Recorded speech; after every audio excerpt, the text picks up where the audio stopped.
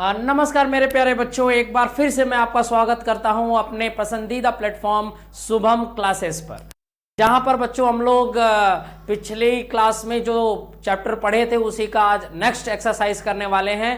4.4 exercise है 4.4। तो आप देख सकते हैं बच्चों, आपके स्क्रीन पे आ गया होगा एक्सरसाइज 4.4। आखिरी एक्सरसाइज है द्विघात समीकरण का, ये आखिरी एक्सरसाइज है। तो आप लोग भी पूरी तरह से तैयार हो जाइए, आज ये चैप्टर खत्म हो जाने का कोशिश करेंगे हम लोग बच्चों। ये आखिरी एक्सरसाइज है जिसके क्वेश्चन को हम लोग बनाएंगे बच्चों। आज हम लोग इसके महत्वपूर्ण क्वेश्चन को हल करेंगे, तो आप लोग भी पूरी तरह से तैयार हो जाइए। चलिए बच्चों शुरू करते हैं, आप लोग भी रेडी हो जाइए पेन कॉपी लेकर। तो आज हम लोग पढ़ने वाले हैं 4.4 द्विघात समीकरण की आखिरी एक्सरसाइज है बच्चों 4.4। बहुत इंपॉर्टेंट है, बहुत इंपॉर्टेंट एक्सरसाइज है बच्चों। तो एक्सरसाइज क्या है 4.4।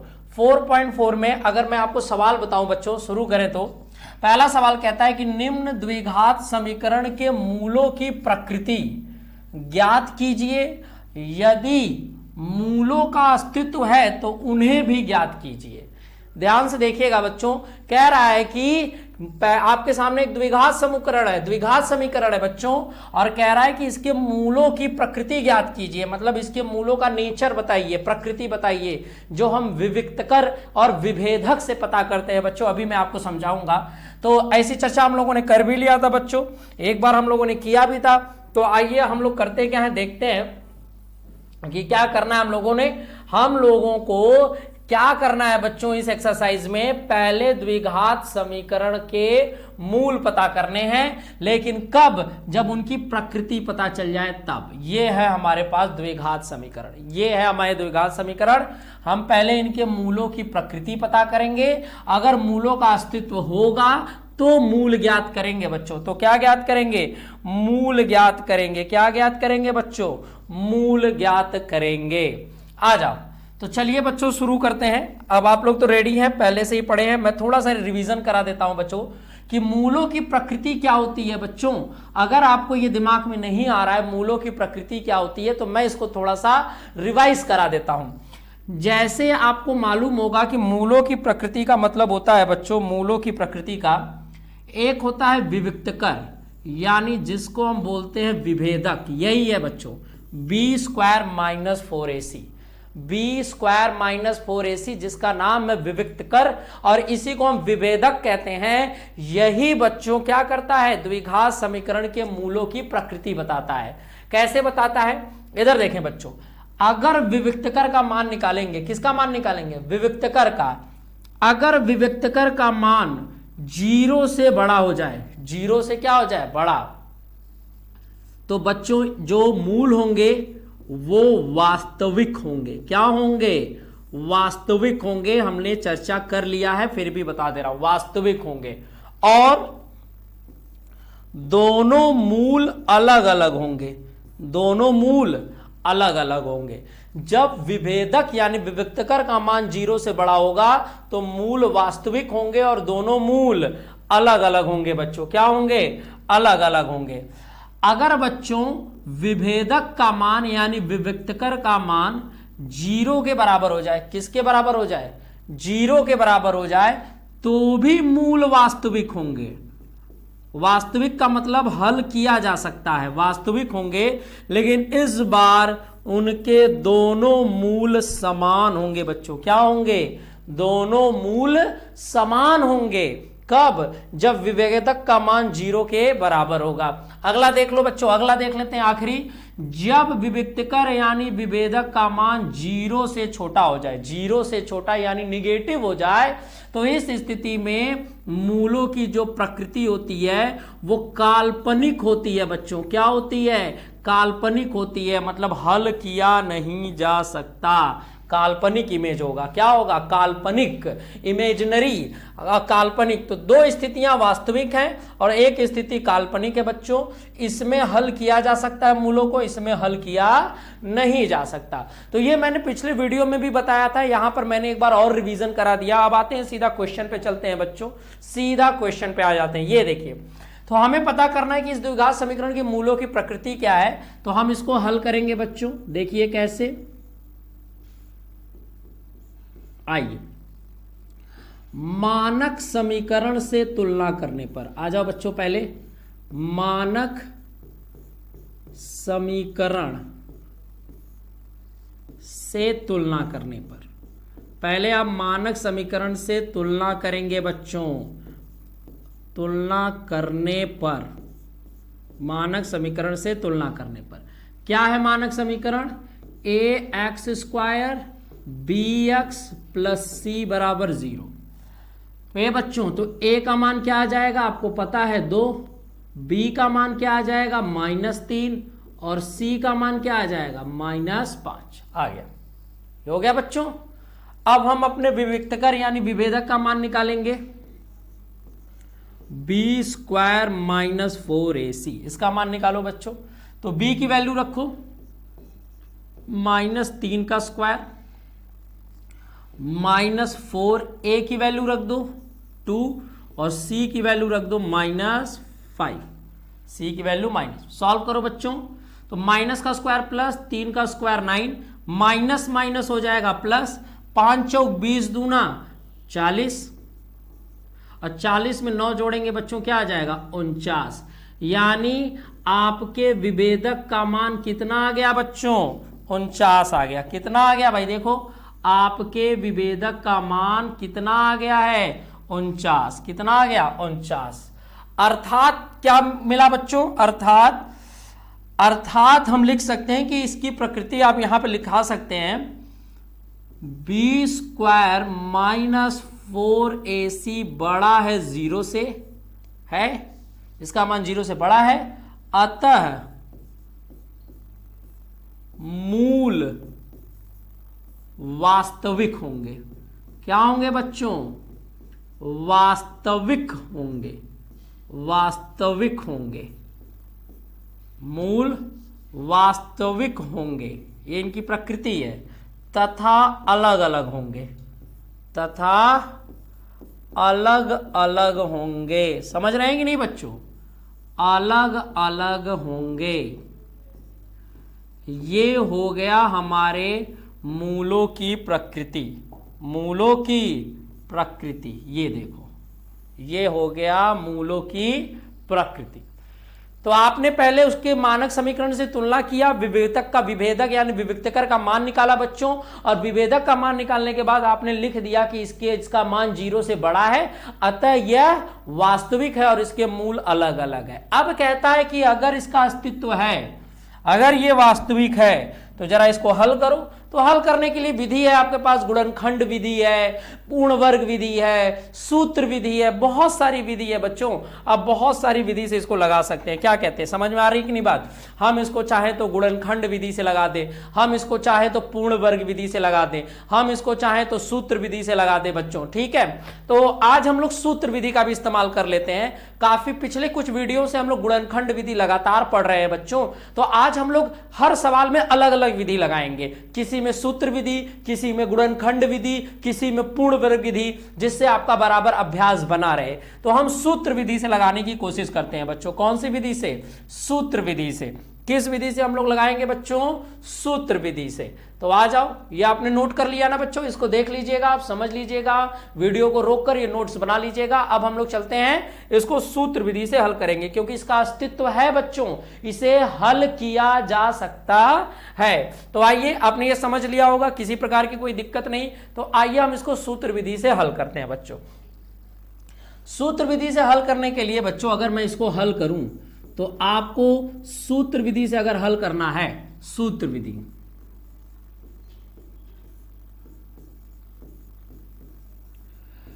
तो सूत्र विधि क्या कहता है? तो आपने बच्चों वहां ए, बी और सी का मान निकाला ही था, जो अभी आपने पीछे ए का मान 2 था, बी का मान -3 था और सी का मान क्या था -5 था। आपने ये निकाला ही था बच्चों। आपने विभेदक का भी मान निकाला था, क्या? बी स्क्वायर -4ac की वैल्यू आपने 49 निकाली ही थी। तो अब अगर हम सूत्र विधि लगा दे बच्चों, अगर अब हम सूत्र विधि लगा दे, तो सूत्र विधि तो आपको पता है क्या होता है, x की वैल्यू होगी sir -b plus minus b square -4ac upon 2a। हम इस सूत्र विधि से गुणनखंड कर सकते हैं। हर विधि अलग अलग पढ़ेंगे, कोई दिक्कत नहीं, इसे प्रैक्टिस हो रहा है, अभ्यास हो रहा है बच्चों आपका।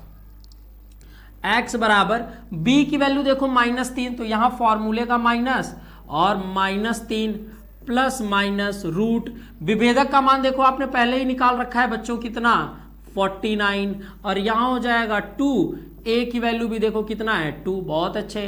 अब चलो सॉल्व करो, तो माइनस माइनस क्या हो जाएगा प्लस, प्लस माइनस 49 का रूट क्या हो जाएगा 7, और 2 का 2 में गुणा करेंगे कितना 4, हो गया बच्चों।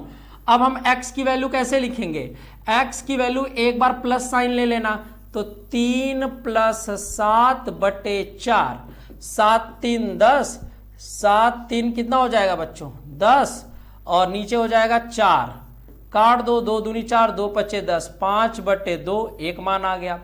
दूसरा देखो बच्चों, तो माइनस ले लो, 3 - 7 और यहाँ 4, 7 में से 3 गया तो -4, और ये 4 से 4 कट गया कितना -1, तो यक्स के दोनों मान आ गए, और इस विधि का नाम है सूत्र विधि। तो यक्स के दोनों देखो, मूल ज्ञात करो, मूल ज्ञात करो बच्चों, मूल हमने ज्ञात कर लिया, एक का मान है 5/2 और एक मूल है -1, और इस विधि का नाम क्या है सूत्र विधि। क्या नाम है बच्चों, सूत्र विधि। क्या नाम है, सूत्र विधि। क्लियर है बच्चों, उम्मीद करते हैं आपको ये एकदम अच्छे से समझ में आ गया होगा। आज हम लोगों ने सूत्र विधि का भी अभ्यास कर लिया। आते हैं अगले क्वेश्चन की तरफ चलते हैं बच्चों। नेक्स्ट क्वेश्चन देखते हैं कि आपके स्क्रीन पर क्या है। नेक्स्ट क्वेश्चन देखो, ये रहा आपके क्वेश्चन। नेक्स्ट क्वेश्चन, इसको भी हम लोग लगाएंगे बच्चों। अब आपको कुछ ज्यादा बताने की जरूरत नहीं है, सीधा अभ्यास के तौर पर सीधा क्वेश्चन लगाते हैं, ज्यादा आपको बताने की जरूरत नहीं है, आपको अच्छे से समझ रहे हैं। आ जाइए भाई, तो ये है √3, ठीक है, 3x² - 4 √3x + 4। सबसे पहले हमको इसके मूलों का अस्तित्व पता करना है। क्या पता करना है बच्चों, इसके मूलों का अस्तित्व पता करना है। तो आ जाइए हल करते हैं फटाक से।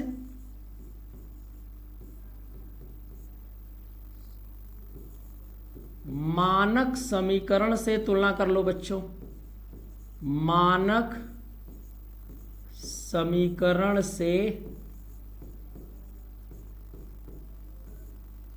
तुलना करने पर,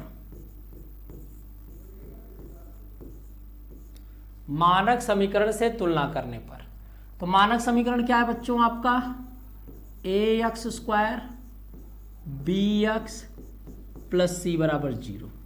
आ जाओ बच्चों, तो a की वैल्यू 3, b की वैल्यू -4 √3 और c की वैल्यू 4। समझ रहे हैं ना बच्चों। हम विभेदक निकाल देते हैं, विभेदक यानी विविक्तकर। विभेदक क्या है बच्चों आपका, b² - 4ac, b² - 4ac की वैल्यू निकालेंगे। तो देखो b की वैल्यू रखो बच्चों, -4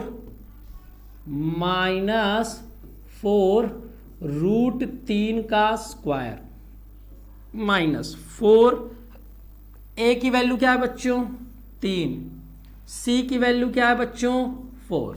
अब जरा सॉल्व करो, तो माइनस का स्क्वायर प्लस 4 का स्क्वायर क्या हो जाएगा 16, और √3 का स्क्वायर बच्चों 3 माइनस 4 चौक 16, ये भी हो जाएगा 16 × 3।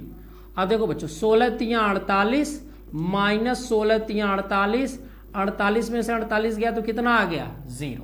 कितना आ गया बच्चों 0, यानी b² - 4ac का मान कितना आ गया बच्चों 0। देख लो स्क्रीन पर बहुत आसानी से, b² - 4ac का मान कितना आ गया 0। मतलब बच्चों मूल इस सब द्विघात समीकरण के, ये जो द्विघात समीकरण है इसके मूल वास्तविक हैं। इसके मूल क्या हैं वास्तविक हैं, इसके मूल वास्तविक हैं तथा समान है। ये इसकी प्रकृति है, इसके मूल वास्तविक हैं तथा समान हैं, तो ये होगी इसकी प्रकृति। अब बच्चों हम इसको हल करेंगे और हल करके इसके मूल ज्ञात करेंगे। बात आ रही है समझ में नहीं, स्क्रीन पर देख रहे हो कि नहीं, कितना अच्छे से एकदम सिस्टमैटिक मैंने आपको समझाने का प्रयास किया है। आप केवल ध्यान देंगे तो आपको जरूर बच्चों ये समझ में आ जाएगा, बिल्कुल समझ में आ जाएगा। देख लीजिए, पहले मैंने मानक समीकरण से तुलना किया, विभेदक का मान निकाला, पता चला कि मूल वास्तविक है तथा समान है। अब हम इसको हल करेंगे और हल करने के बाद हम इसको मूल बता देंगे कि इसका मूल क्या होता है। ठीक है बच्चों, तो पिछली बार हम लोगों ने सूत्र विधि से लगाया था, तो इस बार गुणनखंड विधि लगा लेते हैं, फिर अगली बार पूर्ण से भी सवाल को करते हैं। इसमें मैं गुणनखंड विधि का चयन इसलिए कर रहा हूं बच्चों क्योंकि रूट में दिया होता है, तो कुछ बच्चों को रूट के सवाल में थोड़ा गुणनखंड करने में समस्या होती है, तो हम प्रयास करेंगे कि आपको अच्छे से अच्छे तरीके से समझाया जाए। आइए बच्चों, तो पहले हम इसमें गुणनखंड लगाने के लिए करते क्या है, पहले क्वेश्चन को लिख लेते हैं। तो क्वेश्चन क्या है बच्चों, 3x² माइनस 4√3 प्लस ये देखो 4। ठीक है बच्चों, गुणनखंड कैसे होता है, गुणनखंड कैसे होता है जरा ध्यान दीजिएगा। पहले 4 का 3 में गुणा करो, तो आ गया मेरा 4×3 12, 4×3 और बीच में कौन सी संख्या है बच्चों, बीच में है 4√3, 4√3। बात समझिएगा, 4√3। अब ऐसी दो संख्याओं को सिलेक्ट करो बच्चों, ऐसी दो संख्याओं को सिलेक्ट करो कि जिसका गुणा करने पर 12 आ जाए और जोड़ने घटाने पर 4√3 आ जाए। तो पहली चीज बच्चों, जोड़ने घटाने पर √3 लाना है, जोड़ने घटाने पर। तो √3 कब जुड़ता है कब घटता है, जब √3 के साथ ही जुड़ेगा घटेगा। तो इसका मतलब एक संख्या √3 रहेगी, इसमें भी √3 रहेगा, मतलब दोनों संख्याओं में √3 रहेगा। इधर मुझे 4 लाना है बच्चों गुणा, इधर 2 ले लो, इधर भी 2 ले लो। तो देखो 2 में 2 जोड़ोगे 4√3, अगर इसको जोड़ोगे बच्चों तो ये हो जाएगा 4√3। लेकिन जब इसका गुणा करो तो 2 दूनी 4 और √3 हो गया आपका 4×3 12। तो आपको संख्या मिल गई 2√3 और 2√3। देखो विभक्त करना थोड़ा सा लॉजिक लगाना पड़ेगा, गुणा करने के 12, तो अब 12 की चिंता मत करो, पहले 4√3, तो भाई 1√3 अब जुड़ जाएंगे। जैसे मेरी बात सुनो, मैं आपको दोबारा बता रहा हूं, ध्यान से देखना, ये बच्चों को समझने के लिए थोड़ा सा ध्यान देंगे, थोड़ा सा ध्यान दीजिए बच्चों, थोड़ा सा ध्यान दीजिए। दोबारा एक बार देख लीजिए, 4 और 3 का गुणा किया तो कितना आया 12, और बीच में कौन सी संख्या है 4√3, तो गुणा करने पर 12 आएगा। ठीक है सर देखेंगे, पहले 4√3 कैसे आएगा, तो तुम्हें तो मालूम है कि √3 और √3 ही जुड़ सकता है या घट सकता है। √3 के साथ बच्चों √3 ही घटा जोड़ सकते हैं, नहीं तो उसके गुणांक हल नहीं होंगे। तो पहले मैं प्लस कर लेता हूं बच्चों, पहले प्लस की बारी। तो जैसे मुझे 4 लाना था तो मैंने यहां 2 रखा, यहां 2 रखा। अब इसको जोड़ोगे तो 4√3 तो आ गया, लेकिन गुणा करके चेक करो तो 2 दूनी 4 और √3 3 4×3 12। देखो सेटअप बन गया। तो पहले रूट का ही सेटअप बनाया करो, फिर गुणा का सेटअप बनाया करो। क्लियर है बच्चों? तो आपको दो संख्याएं मिल गई, 2√3, 2√3। तो आ जाओ, इसी में विभक्त कर देंगे बच्चों, आ जाओ। देखिए, तो 3x² माइनस है तो ब्रैकेट में 2√3x है, यहां भी x plus 2√3x plus 4 is equal to 0, यहां ब्रैकेट क्लोज। ध्यान दीजिएगा बच्चों, 3x² ब्रैकेट खोल दो तो ये हो जाएगा 2√3x। जब ब्रैकेट हटाएंगे तो इस माइनस की वजह से अंदर का साइन बदल जाएगा बच्चों, 2√3x और ये हो जाएगा प्लस 4 बराबर 0। अब आ गई बात कामन लेने की, तो आप चाहो तो यहां देखो, इसमें से कामन लेंगे बच्चों, देखिएगा इन दोनों पद में से और इन दोनों पद में से कामन लेंगे। क्या लेंगे? कामन। तो देखो मैं जैसे 3x ही कामन ले लेता हूं, 3x कॉमन ले लिया तो यहां बच गया x और यहां बच जाएगा मेरा 2√3/3। देख लेना, कॉमन लेने का मतलब होता है भाग देना बच्चों। तो देखो ध्यान से, थोड़ा सा 1 मिनट दोबारा दिखा देते हैं, दोबारा देखो। जब आपने 3x कॉमन लिया तो यहां 1x बचा, यहां माइनस, और 2√3, x बाहर लिए तो x हट गया, तुमने 3 कॉमन लिया है तो 3 से डिवाइड कर दो। कॉमन लेने का मतलब होता है डिवाइड करना। ठीक है बच्चों, अब आगे आओ। माइनस, यहां पर मुझे x चाहिए तो ये 2√3 हटाना पड़ेगा बच्चों। तो तुमने 2√3 कॉमन ले लिया तो यहां बचा x। इसको जरा देख लो ध्यान से कि जैसे 2√3 कॉमन लिए हो तो 4 में डिवाइड करोगे बच्चों, ध्यान से देखना। 2√3 में मैंने 4 से डिवाइड किया है तो जो बचेगा वहीं लिखेंगे, यहाँ पे जो बचेगा वो लिखेंगे, ध्यान दीजिएगा। तो 2 से 4 कट गया 2 टाइम में, तो आ गया मेरा क्या 2√3। अब परमेयीकरण कर दो। परमेयीकरण का मतलब √3 का ऊपर गुणा बच्चों और √3 और √3 नीचे गुणा हो जाएगा √3 का, तो हो जाएगा 2√3 और यहाँ हो जाएगा 3। तो ये हो गया परमेयीकरण करके मैंने उसका मान रखा, तो कोई दिक्कत नहीं है। परमेयीकरण आप अपने मन में कर लोगे, एग्जाम में दिखाने की भी आवश्यकता नहीं है। केवल हम समझ गए कि कॉमन लेने पर हम यहां मान लिख सकते हैं क्या 2√3/3 बराबर 0। ये परमेयीकरण से आया है बच्चों। कैसे आया है? परमेयीकरण से। जब आपने कॉमन लिया तो 4 में जब भाग दिया तो ये परमेयीकरण के हमने समान कर दिया है। देखो क्या कर दिया, समान। चिन्ह का ध्यान रखेंगे बच्चों, चिन्ह का ध्यान रखेंगे। यहां पर माइनस है, ठीक है, माइनस है। आ जाओ बच्चों, अब इसकी आवश्यकता नहीं है। अब आप तो देख ही रहे हो, क्या देख रहे हो बच्चों कि अब ये देखो, ये और ये कॉमन हो जाएगा, इसमें से कॉमन ले लो तो क्या कॉमन होगा बच्चों, x माइनस 2√3/3। जब कॉमन लोगे तो यहां क्या बचेगा 3x, यहां क्या बचेगा 2√3 बराबर 0। अब तो आपको पता ही है कि एक बार हम लोग 0 अलग अलग दिखाते हैं, तो पहले इसको 0 दिखा दो। x minus 2√3/3 is equal to, अगर 0 दिखाओगे तो ये पूरा माइनस है, इधर आएगा तो प्लस। आप ऐसे कर सकते हो, ये पूरा माइनस है, इधर आएगा तो प्लस।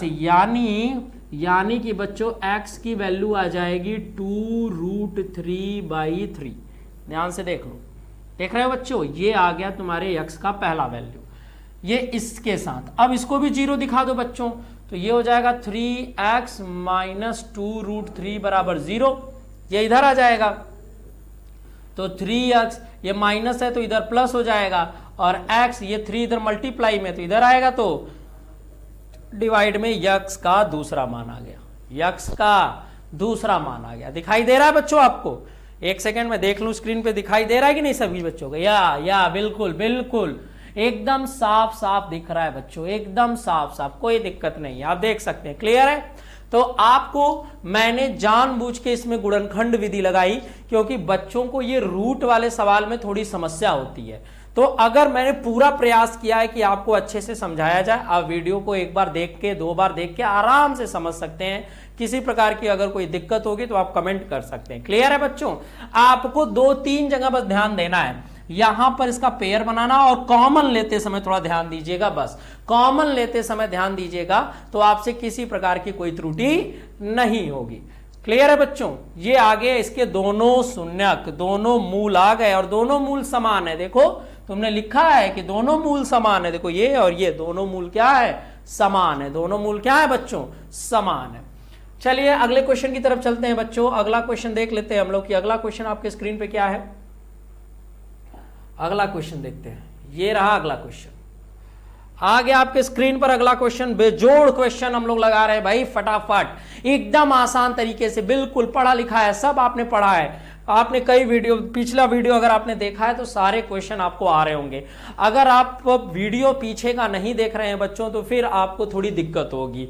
मैं बार बार आपसे रिक्वेस्ट कर रहा हूं कि आप अगर पढ़ना चाहते हैं, मन लगा के पढ़ना चाहते हैं, तो आप अपने टाइम से समझौता ना करें। रेगुलर वीडियो दी जा रही है, पूरी कोशिश की जा रही है कि रेगुलर एक वीडियो आपको हाई स्कूल के मैथ का दिया जाए। मैं पूरी कोशिश कर रहा हूं कि आपको लगातार वीडियो दिया जाए, लेकिन आप वीडियो मिस ना करिए। रेगुलर का रेगुलर वीडियो देखिए और उसके बाद उसका नोट्स बनाइए। अगर कोई डाउट होगी तो हम इसके बाद एक डाउट क्लास भी रख लेंगे और उसमें आपके जितने भी डाउट्स रहेंगे उसको भी कलेक्ट कर लेंगे। ठीक है बच्चों? तो आप पहले ध्यान दीजिए। आइए बच्चों, तो अब इसका देखते हैं। इसमें क्या है भाई, इसका भी हमें पहले मूल अस्तित्व पता करना है। चलो भाई हल करो। मानक समीकरण से तुलना करने पर, मानक समीकरण से तुलना करने पर फटाक से बच्चों आप समझ रहे होंगे कैसे करना है, मानक समीकरण से तुलना करने पर। बात आ रही है समझ में? तो मानक समीकरण से तुलना करेंगे बच्चों, तो मानक समीकरण ax² bx+c बराबर 0। तो आ जाओ बच्चों, a की वैल्यू 2, b की वैल्यू -6 एंड c की वैल्यू कितनी है 3। बोलो हाँ ना।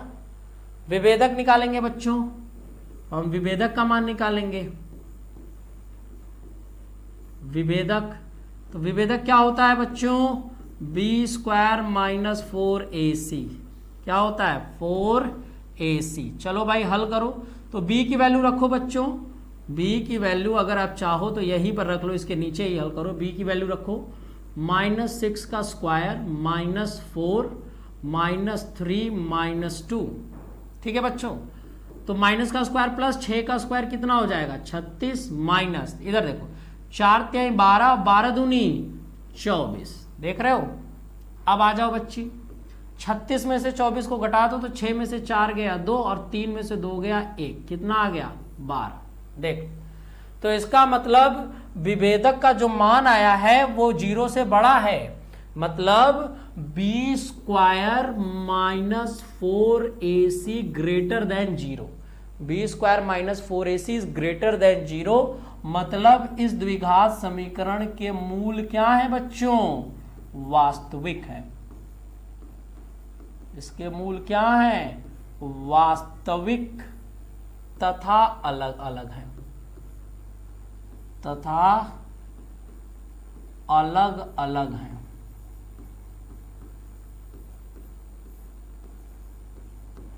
अलग अलग, समझ गए बच्चों?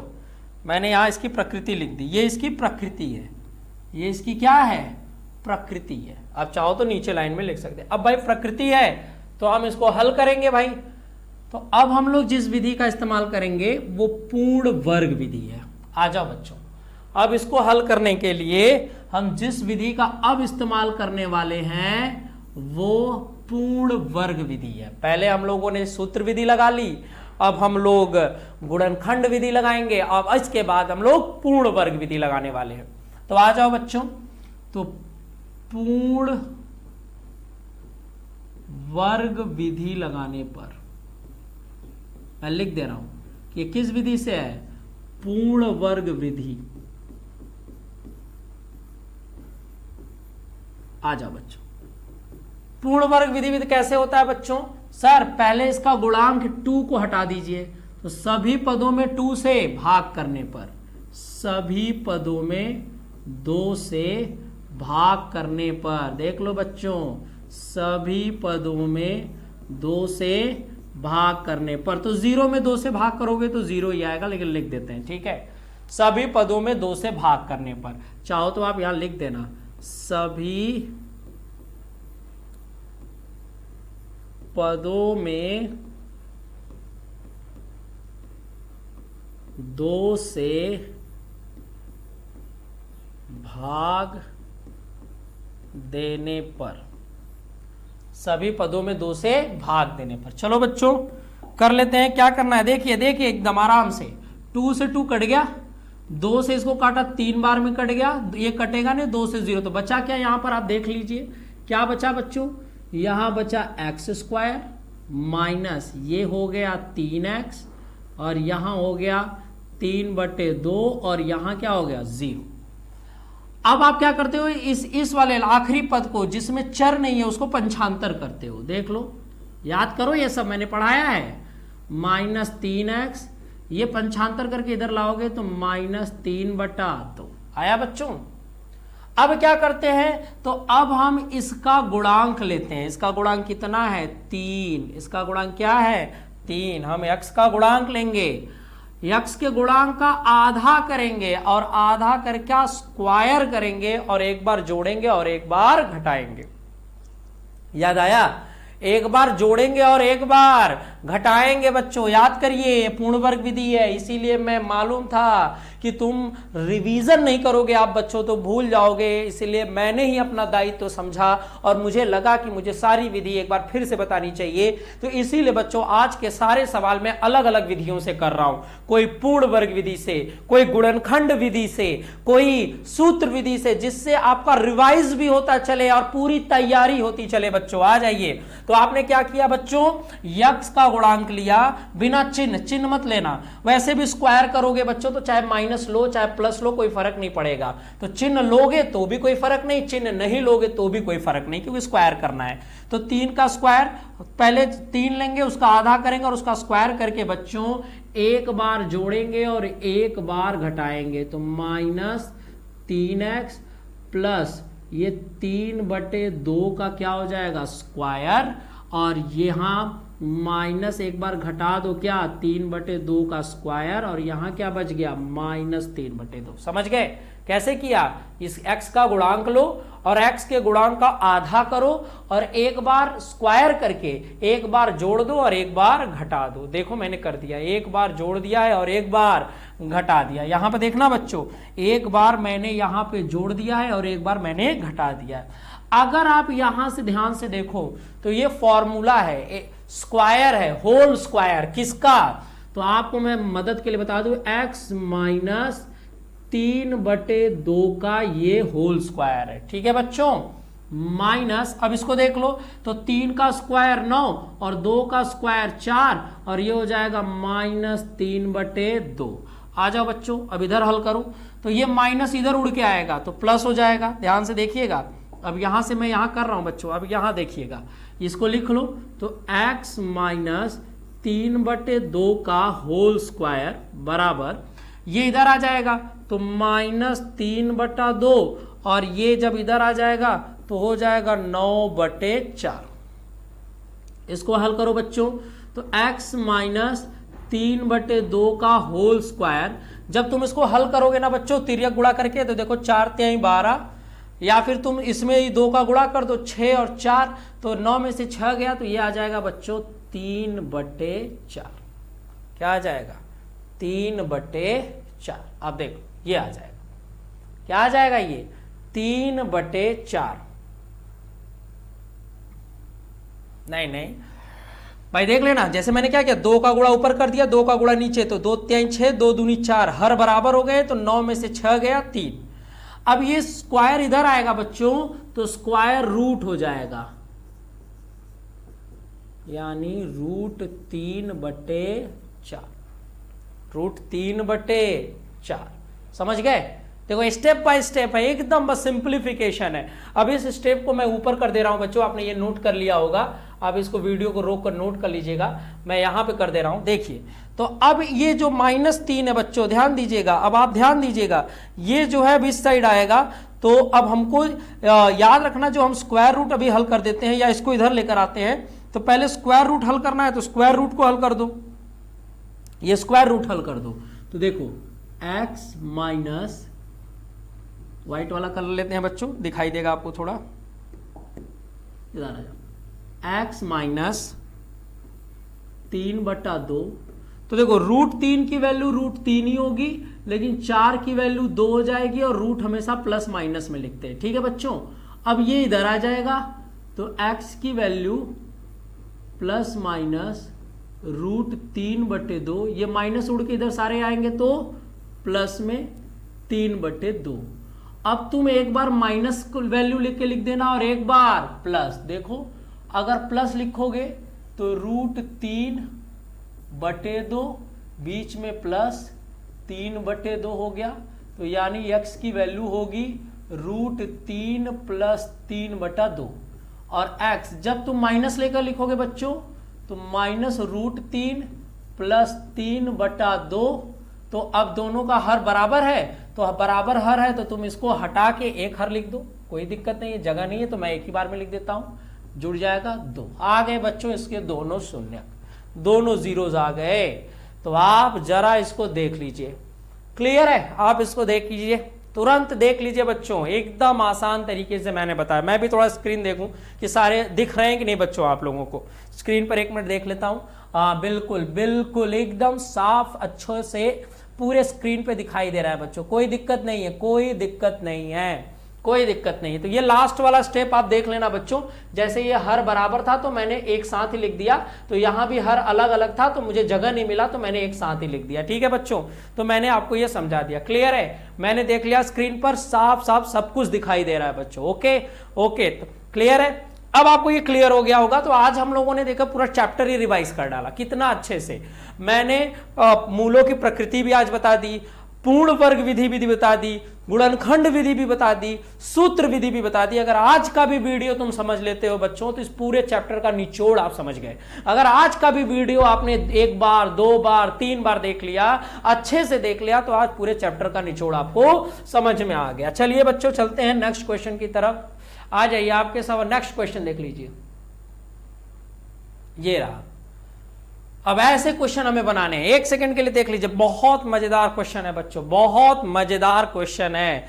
अब ऐसे क्वेश्चन भी हमें बनाने हैं, ऐसे क्वेश्चन भी हमें बनाने हैं। देखिए जरा,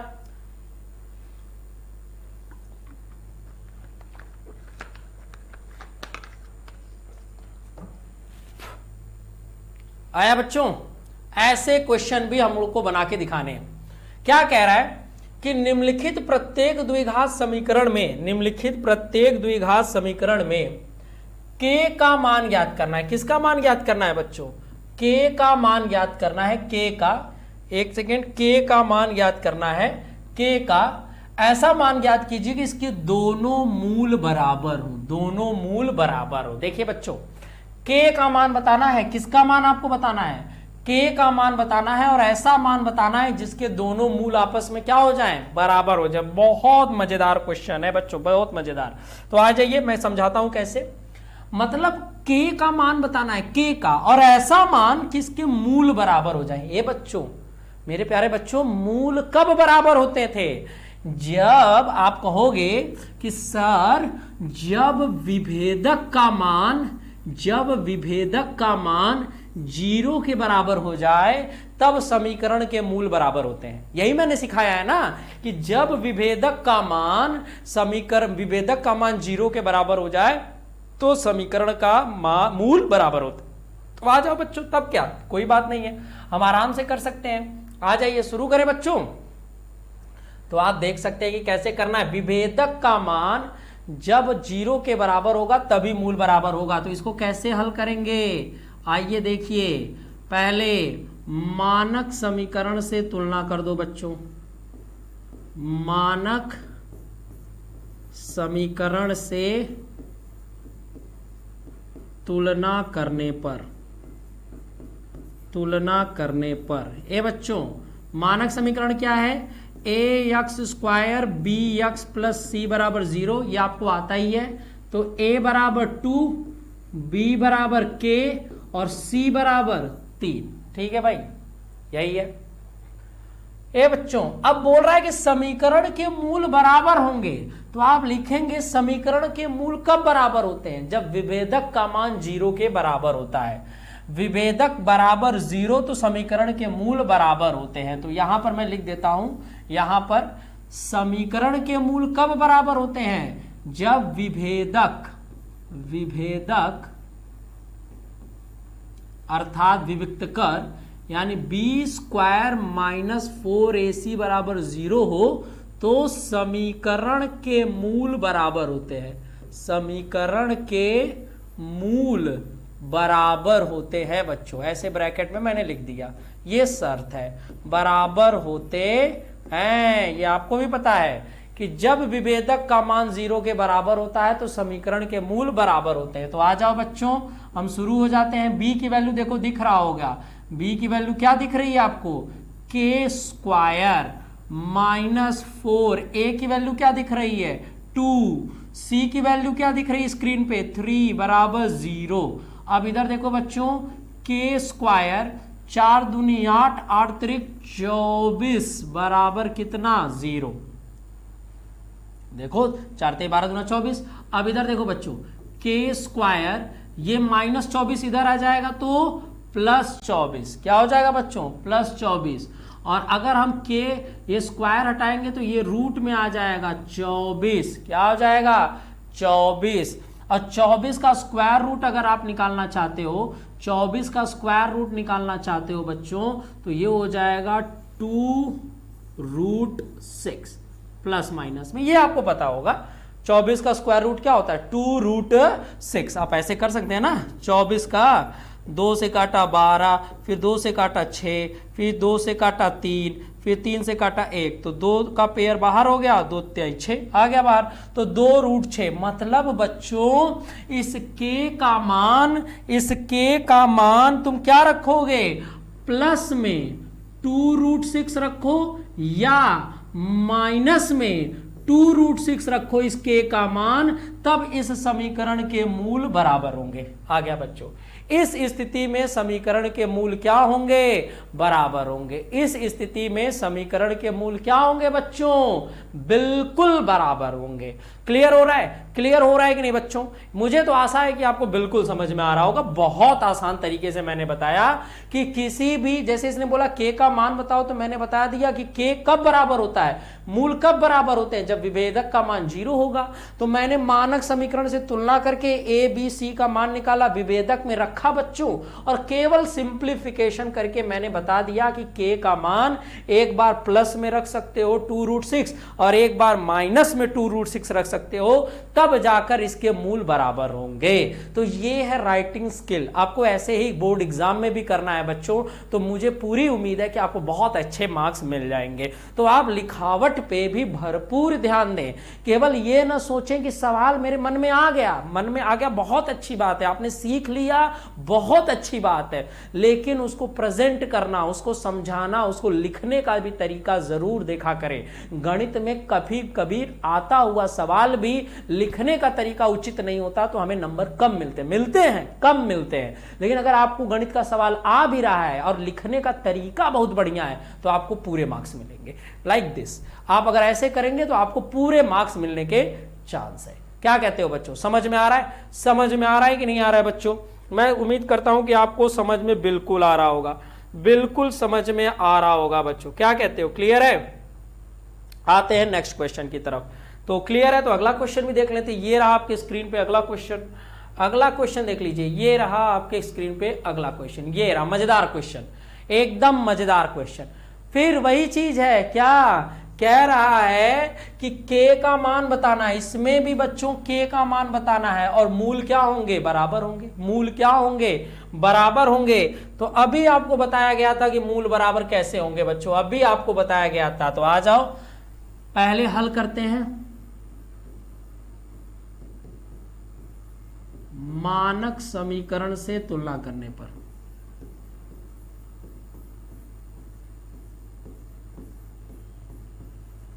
मानक समीकरण से तुलना करने पर, ए भाई, तो मानक समीकरण क्या है, ax² bx प्लस सी बराबर 0। क्या कहते हो बच्चों, यही ना? एक बार देख लो, एक बार देख लिया जाए बच्चों। क्लियर है, क्लियर है? इसमें थोड़ा सा सवाल में प्रिंटिंग त्रुटि है बच्चों, ये नहीं है, ये प्लस नहीं है, ठीक है? मैं सवाल को ऊपर लिख दे रहा हूं अच्छे से, आप ध्यान से देखिएगा। ये सवाल को थोड़ा सा आप अच्छे से लिख देता हूं, इधर देखिएगा, ये प्लस नहीं है बच्चों। तो ये होगा kx ब्रैकेट में x-2 प्लस 6 बराबर 0। ये क्वेश्चन है, बात आ गई समझ में? क्लियर है बच्चों? ये क्वेश्चन है, ठीक है? तो अगर आप क्वेश्चन को देखो बच्चों, तो इस क्वेश्चन को तो थोड़ा सा हम अंदर मल्टीप्लाई कर देते हैं। तो मल्टीप्लाई करोगे तो kx² माइनस 2kx प्लस 6 बराबर 0, ये आपका द्विघात समीकरण बन जाएगा। अब इससे हम तुलना करेंगे बच्चों, इससे तुलना करेंगे तो x² का गुणांक देखो क्या है, k, और b की वैल्यू निकालो। तो x का गुणांक क्या है, -2k, और c का गुणांक कितना है बच्चों, 6। तो कह रहा है k का मान ज्ञात करो जब इस समीकरण के मूल बराबर होंगे। तो हमें मालूम है b² माइनस 4ac बराबर 0 होता है, तब समीकरण के मूल बराबर होते हैं, तब समीकरण के मूल बराबर होते हैं बच्चों, समीकरण के मूल बराबर होते हैं। ये आपको एकदम रट गया होगा बच्चों, याद कर लो इसको, इस लाइन को एकदम याद कर लो, इसके मूल बराबर होते हैं। आ जाओ बच्चों, मान रखो तो b की वैल्यू देखो -2k का होल स्क्वायर, फिर -4, a की वैल्यू देखो बच्चों क्या है k, और c की वैल्यू देखो क्या है 6। अब आते हैं बच्चों, माइनस का स्क्वायर प्लस 2 का स्क्वायर 4k स्क्वायर, देख रहे हो, माइनस का स्क्वायर प्लस 2 का स्क्वायर 4k का स्क्वायर, 6 चौक 24 के बराबर 0 बच्चों, बराबर 0। एकदम सिंपल है, k की वैल्यू आ जाएगी। अब करते रहो, ये -24 के इधर आएगा बच्चों, तो किस में चला जाएगा, +24। क्या कहते हो, क्लियर है बच्चों।